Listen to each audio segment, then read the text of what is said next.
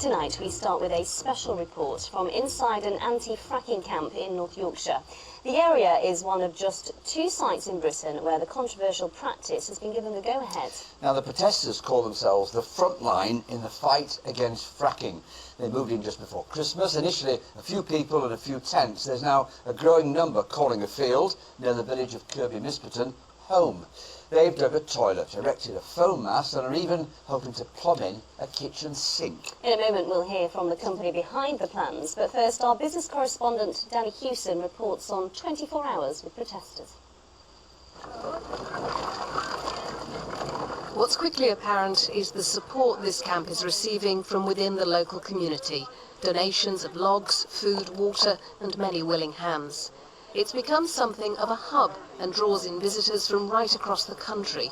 Some local campaigners had resisted the arrival of a camp, but others feel this was always the next step. We still want it to go back to court and to win on environmental grounds, but while this is here, it's sort of people wanting to show it's the only way to say no, politely, respectfully, in a right old fashion. So the local support is very strong. We've come basically because we live locally and we don't agree with fracking, and everybody's out here doing the very best, and it's cold and it's winter and it's miserable, and we just thought we'd just give a little back to help them, because we can't come and sit here because we're too busy, but we thought it'd be a nice thing to do to come and give them some warm food.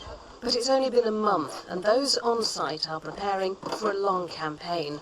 Wi-Fi, 3G, sturdiest structures are going up. Of course, there are no foundations. The self-proclaimed protectors are trespassing. This site belongs to the owners of nearby Flamingo Land. It's not necessarily ideal, but unfortunately that's the nature of the country that we live in now. The amount of common land is very limited, and particularly in this area. And the amount of unused land in this area is very limited. So we do have a plan B, but I can assure you that plan B would have much greater implication on the local community than us being here. Ian says they have begun a dialogue with the landowner, but their presence on private land is a source of tension locally. As night falls, another issue emerges. With the visitors gone, most of those at the camp are from out of the area. Many are veterans of other protests. Where the breeze is sweet as Shalimar and Eddie is the exception, and as we sat by the fire, I asked him what he hoped to achieve. Wherever there's been a protection camp, they've had success. We have got optimism. We do believe we're going to be successful. We wouldn't be camping in this field through winter if we thought we weren't. We're going to stop the lorries. So we made it through the night, which was absolutely freezing, as you can tell by the morning frost, but already the fires are going and the kettle is on. For outsiders, it seems a strange life to choose, but in the minds of those on camp, it's a battle that must be fought. This is the front line. After this, it'll go everywhere, so we've got to stop it here. The next few months will tell the story. Danni Hewson, BBC Look North, KIRBY Misperton. So, as you can see, the camp and protesters are ready. What do Third Energy think about them? I don't really have a view that the protesters would want to listen to. I don't spend my time on social media. I don't spend my time on Twitter. We've got a very important job to do, providing jobs for local people. We provide support for local businesses. We provide electricity for tens of thousands of local homes. What kind of thing will the people see once you start? I want to know about how many lorries are going to be there, how many people are going to turn up to work. Just give us an overview of what people can anticipate. What they'll see is they'll see a lot of equipment going on site, and while we nipple it all up and put it together and do various tests, but when it comes to the actual operation, the fracking operation is only going to last an hour per zone.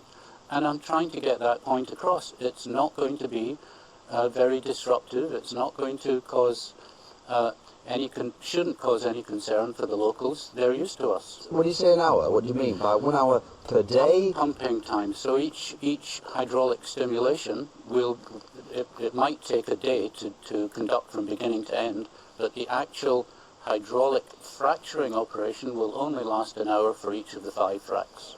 Let me ask you to put your reputation right on the line now.